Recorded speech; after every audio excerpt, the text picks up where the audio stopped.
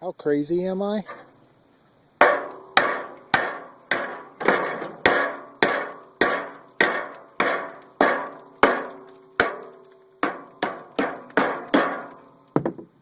We're gonna get this thing running.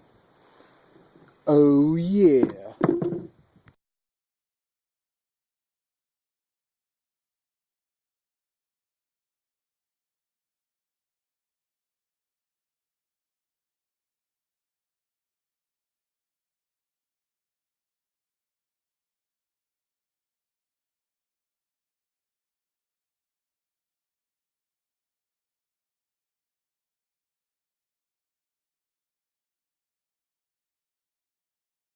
New carburetor on old piece of junk.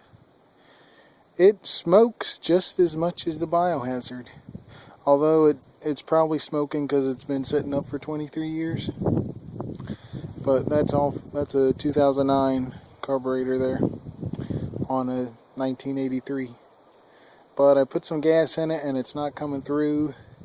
Gas I put in it wasn't very good anyway. But now I'm going to pull the gas tank off and clean it and stick another piece of line up there probably and go from there. I may quit for the evening because it's getting chilly outside. I